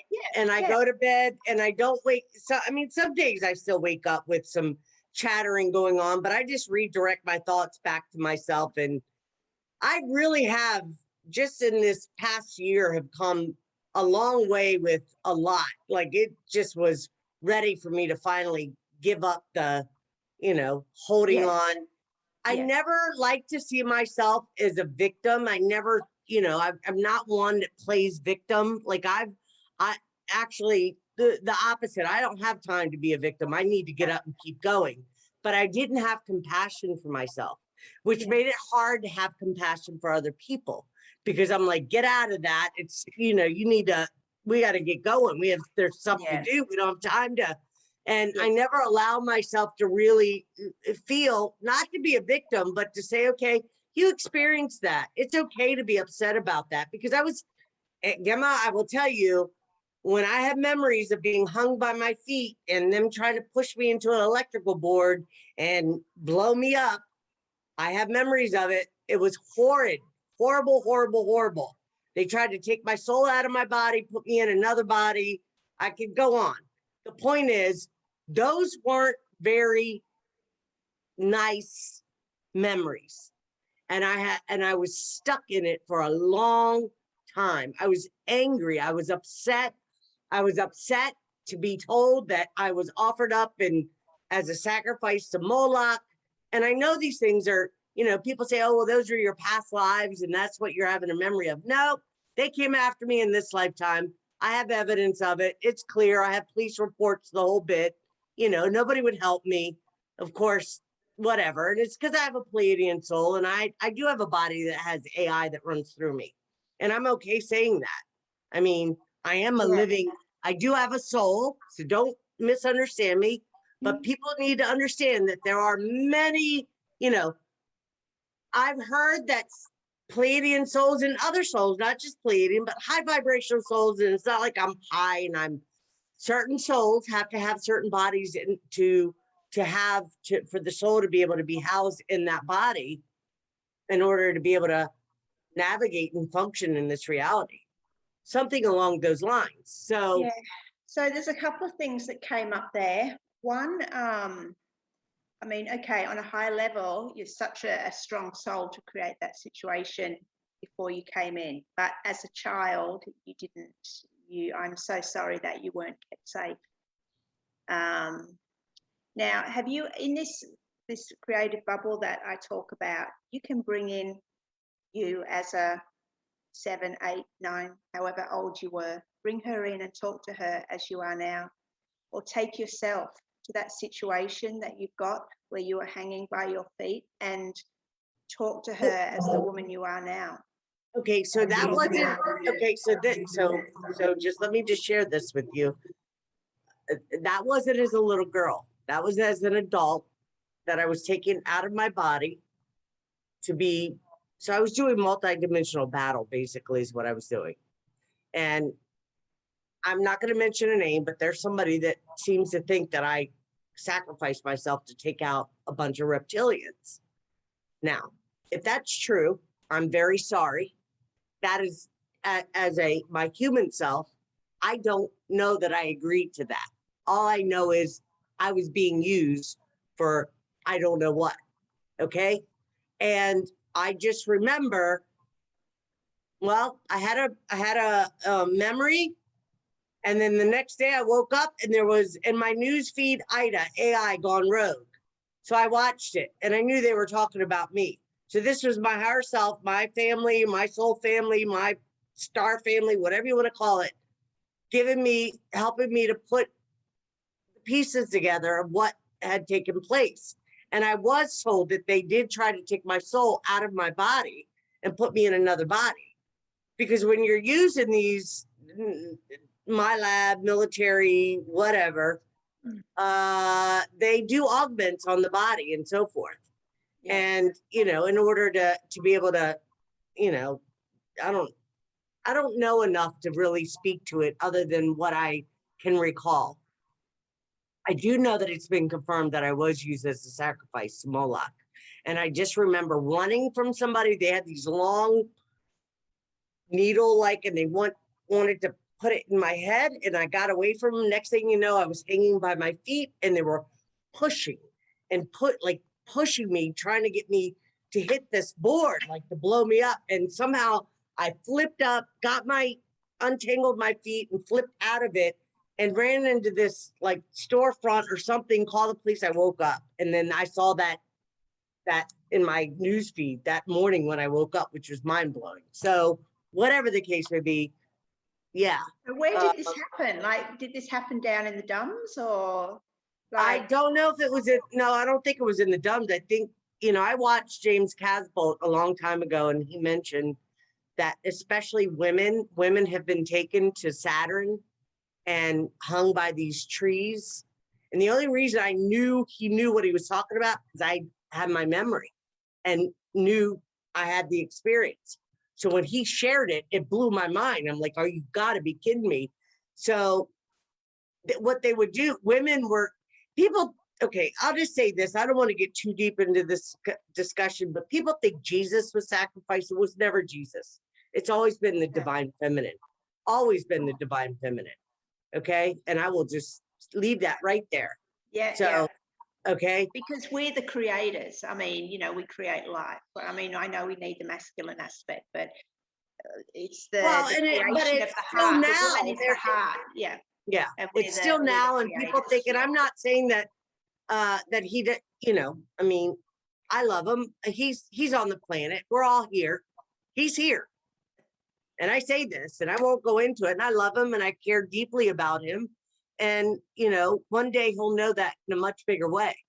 But anyways, I don't, we're all here to learn to clear our karma, to heal, to forgive, to come back together. And do I, I'm not a person, I do believe in love and light, but I believe in true light, not this superficial, everything's love and light and peace and love, no, not for me at least. I have my moments. It's not a word, it's an embodiment, Well, that's right, exactly. You can see it, yeah, you can just see it. But some people, yeah, they take it to a whole nother, yeah. But that's where they are on their journey, they have good intentions, they want to get to this place. No, I think a lot of it is evading dealing with what, and I don't mean to cut you off, sorry about that, but honestly, Gemma, I've observed for a long time, and it's no judgment, but I just see what I see. And I just feel like a lot of it is used for, it's like spiritual bypass and not really doing the inner work, and everything is all, hippie, love, light, everything's no, there's work to do, people. I'm sorry. They'll get, see, we only make changes when we're in a place of pain, emotional pain, physical pain. You know what it's like when you've got physical pain. It's like, oh God, how can I relieve this? It's same with emotional pain, mental pain. So, I mean, those people who are, bypassing, that's where they are on their journey. And it's like, if you don't know darkness, you don't appreciate the light.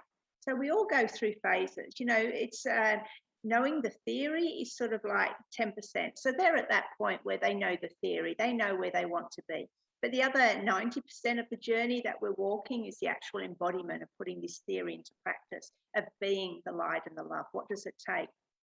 Well, one, it takes clearing out our own vehicle, like healing, bringing light and peace into that, and then reflecting it into the outside world. As I said, this is the 90% of understanding. And we only ever know what we know. We don't know what we don't know. Well, so right. Those people are doing the best they can. They have good intentions. They're proud of themselves because they're on their healing journey. They think they're doing good. Same with the people that we spoke about that are taking the jab. They have the good intentions of being where they are. I mean, unsolicited advice is a thing that we learn on the journey. They're at the stage where, maybe they want to help everyone without being asked. I mean, as you walk your journey, you understand that unless you're asked, people probably don't want to hear your advice, Oh, thank you for that, because that's a lesson I need to learn. Yeah, I'll be honest. Go through that. Well, I've gotten better, because I used to talk to the cab driver, the bus driver, my mother, it didn't matter, man, woman, or child, you were going to hear me out, because I was. How did that work for you? Not very well.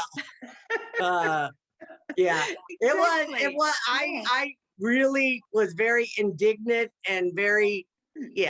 And I will make a public statement to apologize for that.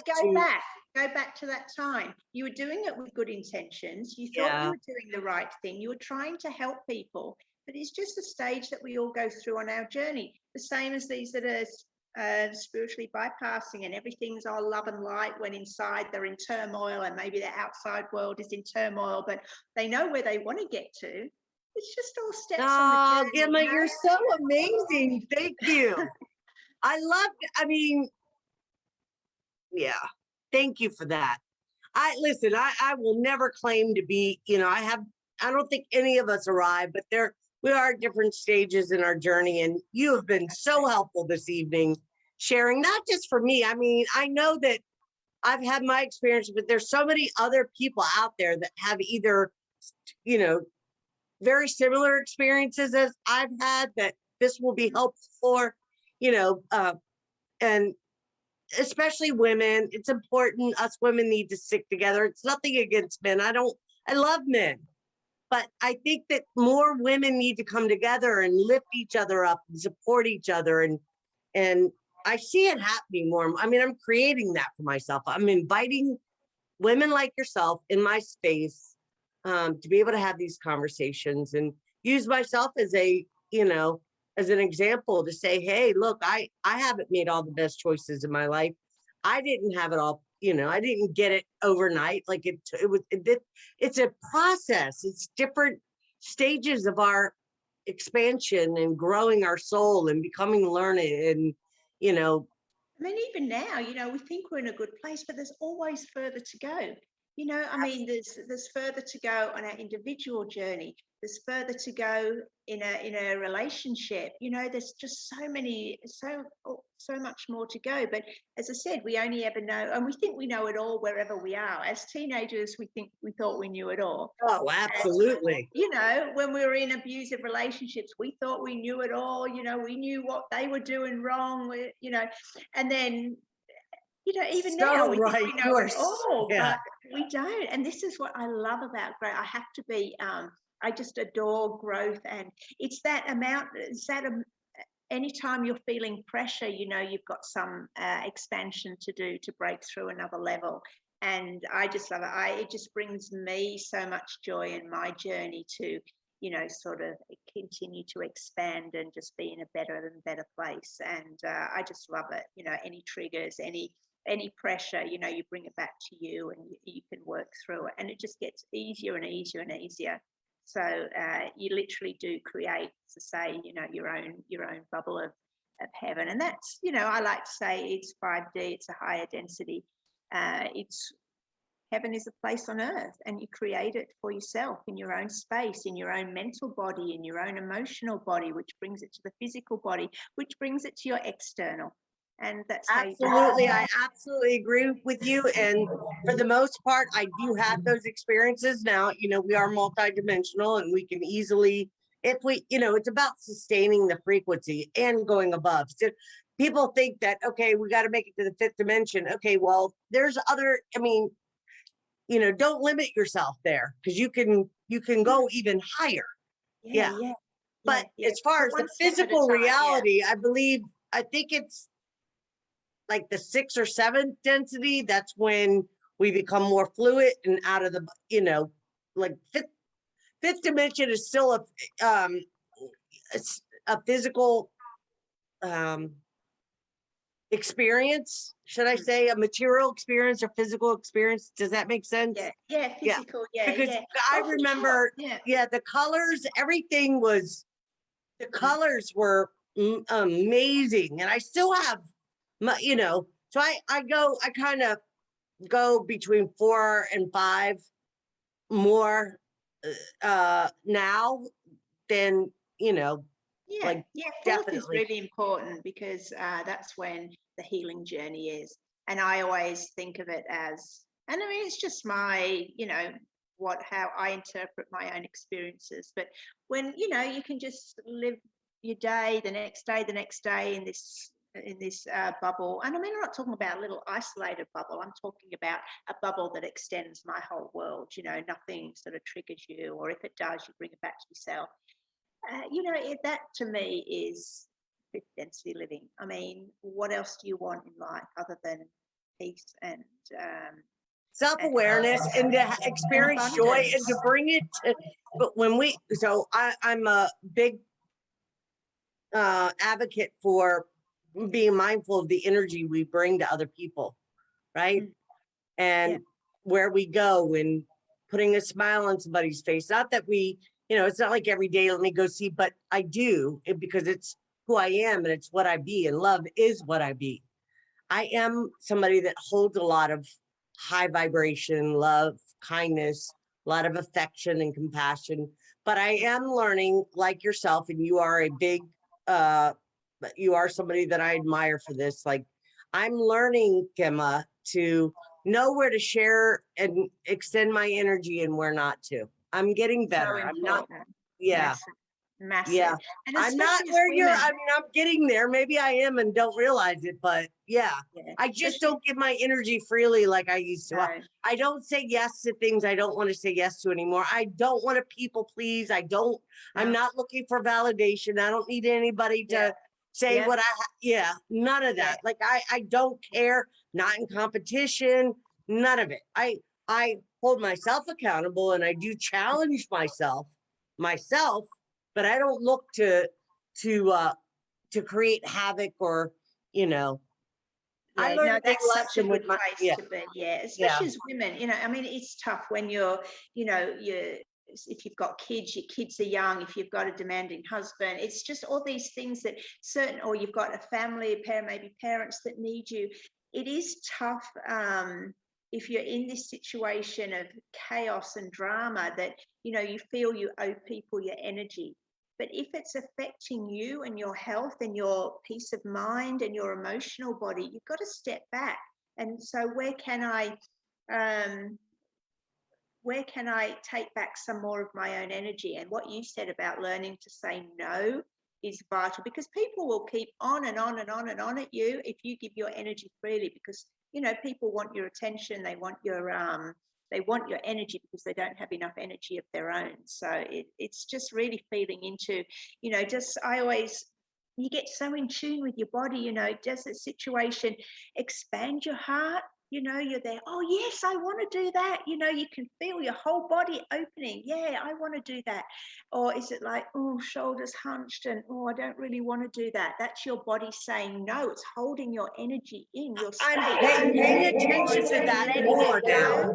Or is it holding it in? Yes. Listen to your body with it. How do you get a message like, oh, I want to, you know, come over, I want to, you know, have a chat? Does that make you feel, oh yeah? Or does it make you feel, but you go anyway? You're depleting your energy, or you've got enough energy that it's actually going to bring you joy to talk to this person. You know, there's so much awareness. Our body is the most amazing tool. If you can tune into it, it'll give you the answers. It'll just, is it saying, so that's yes, interesting that you say that, because I catch myself like sometimes, you know, I live alone. I'm by myself often, you know, unless I go to work or if I stop at the CBD cafe. I don't really, I go, like I went on a trip by myself to go see the dolphins in downtown Jacksonville at the river. Beautiful, I do things by myself a lot, and I'm okay with that. I do enjoy company. You know, I don't have people in my home. I used to, and I was doing detoxes out of my home until I got a space in the salon. And then I realized I had to constantly clear my space. When you walk in my house, people immediately are like, wow, it feels so good in here. Yeah, I mean, I keep my space clear and yeah. So when I'm feeling it to be heavy, I know it's not often it gets like that. I don't get to that point where it feels that way. So, you know what I mean? But there has been a few times where I've like, okay, I clearly can feel the, it's like almost like a cut in the energy. You just feel it. So, and usually if I'm taking on other people's stuff, and you know, I'm a huge empath, and I've taken other people's emotional body and I have to transmute and clear, and I don't want to do it anymore. So my point and what you was just saying, I don't ignore the way my body feels anymore. Yeah. Now it's like, okay, if I'm starting to feel like you're like this, I've got to walk away. I can't do it. Yes. It's not, I just won't do it. I won't. I have to protect myself. I don't want to give my energy away like that. I'm very good at uplifting and helping other people, you know, get their dreams going and getting them, you know, in the direction to help them feel excited for their life. And I wasn't doing it for myself. And now I wake up excited for life. I wake up looking for the next thing that I'm going to, what am I going to learn today? What does the universe have for me today? You know, I don't have to learn out of pain any longer. I can have joyful experiences that I can learn from now. It doesn't have to be some traumatic thing, you know, like we can learn just as much valuable lessons through joyful conversations like this, helpful conversations like this. It doesn't have to be a big dramatic situation going on for me anymore. Not any lessons. But another thing that just came up now when you were talking about giving your energy away and depleting energy, it's my understanding, I haven't read it, it's just how I feel, is sickness and ill health will only manifest in a body that is depleted of energy. So if you keep your energy high and you're not giving it away where you don't have it to give, your body stays healthy. So it's really important for our physical body because, again, everything, as I said, that's manifested in your emotional body. So if you've got resentment in your emotional body because you have to keep giving yourself, that's going to manifest as sickness in your body. Now, we're talking 3 weeks ago about that book, and I brought this one, Power versus Force. I have it. It is David Hawkins, and this will go through. And so there's a certain level where under 200, whatever, however he gauges energy, is you're in victim mentality, and that's the area that you will manifest sickness in your body and in health. And anything above that, which is courage and up, you will manifest a healthy body. So I've got to order that. I saved it to order it, and I didn't order. I want to read that book. Yeah, I think it's very important. Yeah, it is, just to understand. I mean, I had a good emotional awareness before, but this sort of just concreted the word. I got this years ago, probably. I don't know, maybe 7 years ago. It's really good. I've got them. Oh no. So yeah, it goes through the levels. So there's 17 levels of consciousness. So we're going to start at the lowest, and it just goes to show what you're embodying is what you're creating. So the lowest is shame. Then going up, we've got guilt, apathy, grief, fear, desire, anger, pride. Now, all those are victim mentality. So it's now when you get above 1, 2, 3, 4, 5, 6, 7, 8, when you get on to number 9, which is courage, everything starts shifting. That's where the glass becomes half full instead of half empty. So then we go through, and these aren't in like, what's the word when things are mathematically multiplied? Like, you know, to get from shame, guilt, apathy, maybe you just jump a little level, but these things are like tripled and quadrupled and tenfold. Well, I'll tell you what. Can I just finish reading the list? Yes, absolutely. Sorry. So then we're going to go up to neutrality, willingness, acceptance, reason, love, joy, peace, and number 17 is enlightenment. So you go through those levels, and you know, it's not just something you do day to day, it takes lifetimes, but it's all in this book, and it'll just give you your aspect of life and the emotion that goes through it. For example, you know, with courage, the process is empowerment. With you know, neutrality, the process is release, the emotion is trust, the life view is satisfactory, the God view is enabling. It's just like, this is on page. Wait, the God, say that again. The God view is enabling. Is that what you said? Yeah, that was for neutrality. So it's really good on this page 72. It just goes through, you know, the whole brief. And for every of those levels, it's got, you know, like, for example, guilt, the God view is vindictive.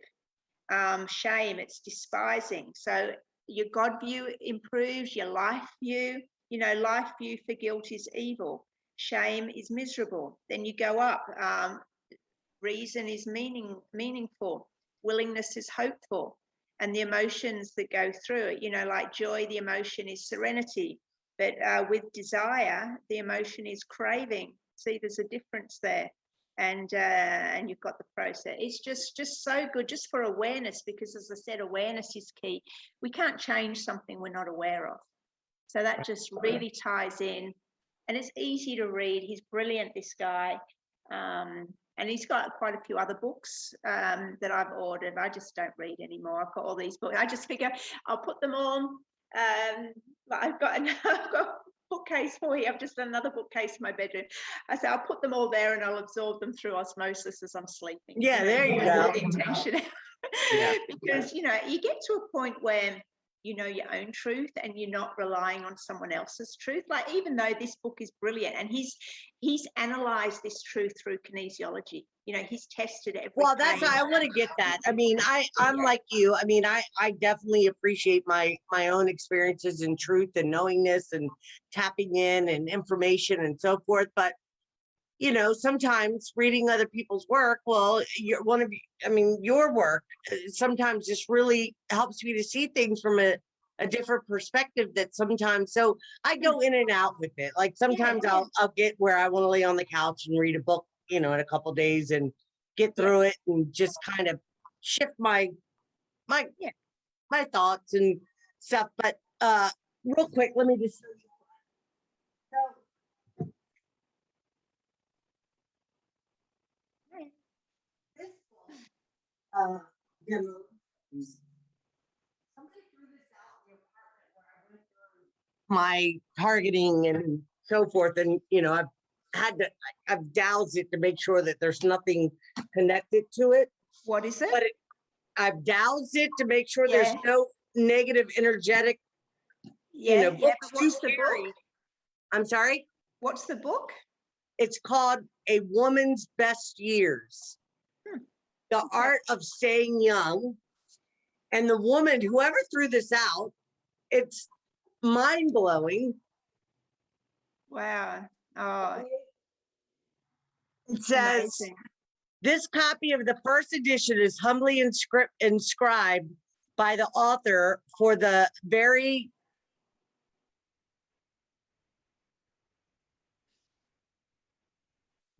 soul human being, Ruth Helen Kaufman, with a key nani nani, and then she wrote the musical notes. Amazing. That's beautiful. Yes, and this November 23rd, 1934. Wow. New York City. Beautiful. Where did you find that? It was in the trash in the apartment that I lived in.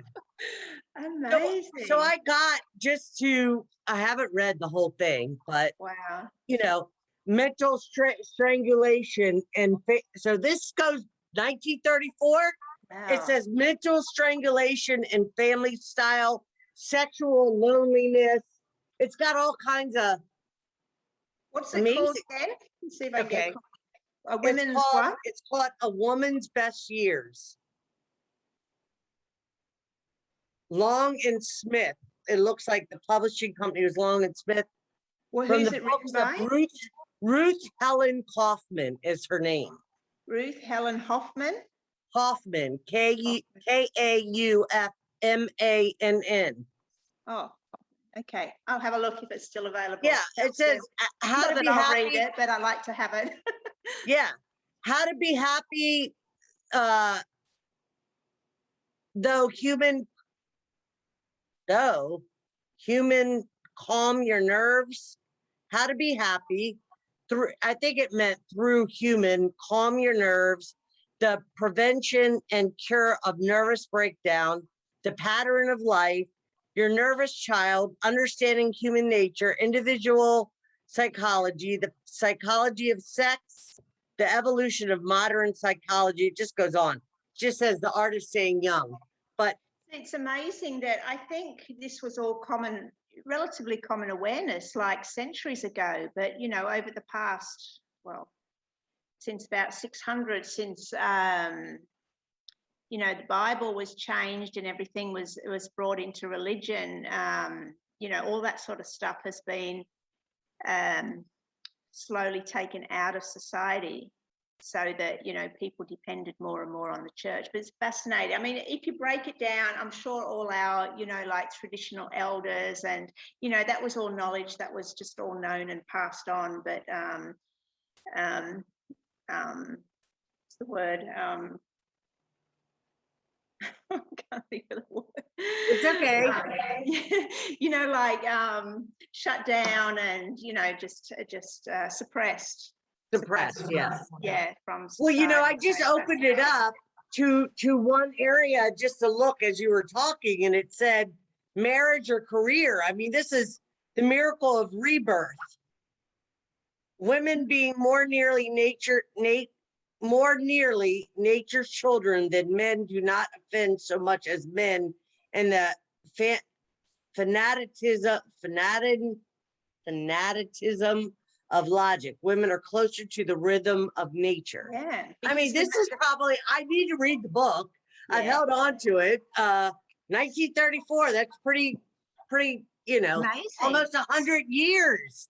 See, the thing is, it's not even just about men and women. It's about the masculine and feminine energies. Like Absolutely. The masculine energy is the mental energy of the mind, and the feminine energy is the emotional energy of the heart. And, you know, as people, as individuals, you know, where we find our own rhythm with that. And even as we grow, we change. We, you know, maybe at a certain point we're more masculine than we are feminine, just because of it. We might not appear that way, but just the way we use our mind before we drop into our hearts.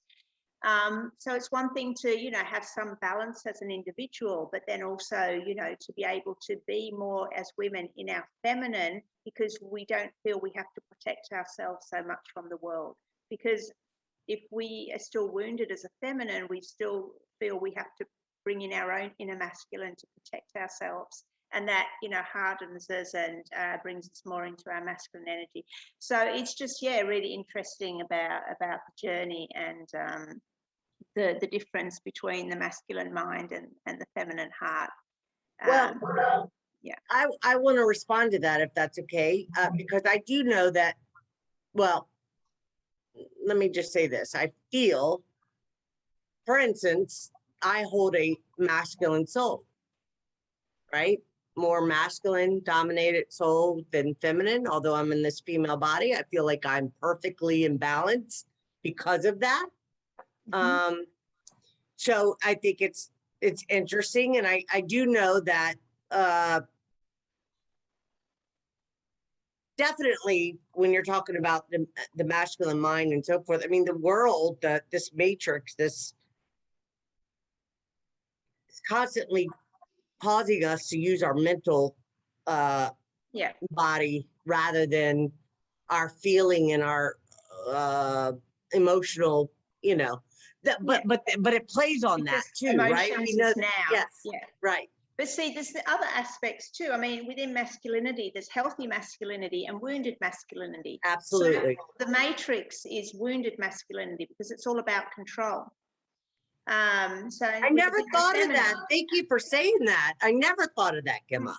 Yeah. Okay. So the healthy masculine protects, provides, is a leader, whereas the wounded masculine seeks to shift his world with control, with I can't think of them all at the moment, but the same with the feminine. You know, we've got our healthy feminine, which is just radiates love and joy and nourishes, and you've got your unhealthy feminine, which will seek to control her world through manipulation, through manipulation. You said it right. Yeah, manipulation, shame, blame, guilt, all that stuff. Yeah. So, you know, that's really good to be aware of too. Are you operating from your healthy masculine, your healthy feminine, your wounded masculine, your wounded feminine? So ideally you want a balance as a healthy, healed individual between your healthy masculine and your healthy feminine. And as I said, when your feminine is healthy and healed, you don't need to be in your wounded masculine where you've got to have this layers of protection up, because you know the healthy masculine is always there to defend you if you need it to protect you, but you can rely on that instead of having to rely on your external world and the other masculine energy in your world. Oh, Gemma, I love that. I love that. Yeah. So I know we've been going for a couple hours now. I don't want to, you know, because I could talk to you for all night. I mean, I know I could. Yeah. So, and I don't want to, but I just think you have I mean, if you're willing to do this with me, I would love to have you come back again and where we can really focus on healthy masculine and feminine. Talk about I'll let get that be all because it's a while since, just to be able to read. I tend not to hold stuff in my head that I don't need. It's like decluttering your house. You don't have to hold on to it. So when I'm asked to recall certain stuff, I don't feel I have to learn this, I have to remember it. It just clutters your brain. You just want freedom there, that the thoughts that you do invite in have space to roam. And, it's like an animal being free in a field, and, not restricted by all this thought. Anyway, that I've never articulated that before, but that's what I think. But anyway, yeah, we can do that, and I'll just bring up a graph, a list. I just think that would be so helpful for people. I mean, we can, I started with Emma. I don't know if you know Emma, but she's in England, and Broom Hall, I think is how I definitely want to, so I'm going to be working on doing a women's roundtable. And of course, I would love for you to be a part of that. Absolutely. But so I'm thinking to do it maybe closer to like Thanksgiving. Like if I reach out to a few women, Patricia, Corey, you, maybe Emma, I'll just see a few people. But in the meantime, until then, I would love to do a series of shows with you and just sharing your expertise, your knowledge, your wisdom, your divine feminine, your divine masculine. You're just so full of so much information that I think would be helpful I know it. I mean, if I'm feeling the way I'm feeling, I know other people are probably feeling it too. It's just, we have these aha moments. You say certain things and it's like, okay, I knew that, but now I'm hearing it coming from we all need your voice, your frequency, everything. It's just well received. And I think people, I think I it's know fabulous. a little bit about a lot. But just enough that, help me on my journey. It's like, as I said, I don't have to hold on to a lot of stuff. But I think, I think being able to talk about divine masculine and feminine and the balance and healthy. And I love that. It's like it's very close to my heart, that subject. So I do know a lot about it, actually. It's just that So can we, when are you willing to come? Let me look on here, because I know I do have, I'm planning, it's not till next month, but let me just make sure. I don't have my diary here, so can I get in touch with you? You absolutely can, and let me know. Definitely, I just need to check that, I don't have any appointments this Friday, because it's when you do Thursdays, it's Friday here. It's like 10:10 in the morning. So we can get in touch if that's okay. But I'm happy in the next week or 2 weeks or 3 weeks, whatever you want. I can just make sure I have that space cleared already. I appreciate you, Gemma. And thank you for co-creating with me and holding, being in this space with me to share this kind of information. And I'm hoping everybody, we're getting ready to close, and anybody that's interested in reaching Gemma, reach out to her on Facebook. Send her a message. Don't bombard her.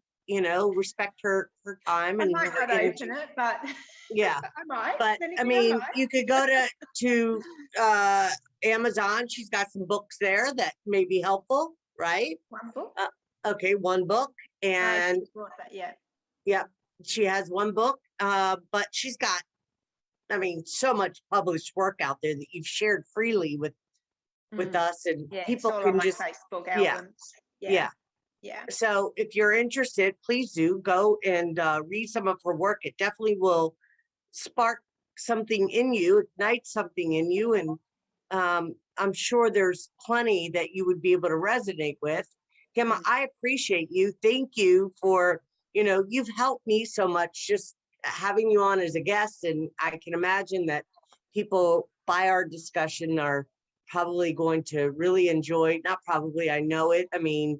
The last show we did seemed to do very well for itself. And the goal is, if I help one person, I've served my purpose in doing these shows. I'm not looking to, of course, I'd like to grow my platform because I want people to come in that are ready to come and be in a space of joy. And doesn't mean we have to be all, I'm nothing wrong with the love and lighters, but I'm saying, some days may feel a little heavier than others, but we can do this, and hold each other and walk each other home to our hearts, which is where heaven resides. I really believe that. It's in our hearts when we let go. Yes. So beautiful. Yeah. Thank you. Okay. Yes. Thank you. Have a wonderful day. And yeah, we'll be in touch. Everybody, Bye-bye. thank you. Thank you, Gemma. I appreciate your time.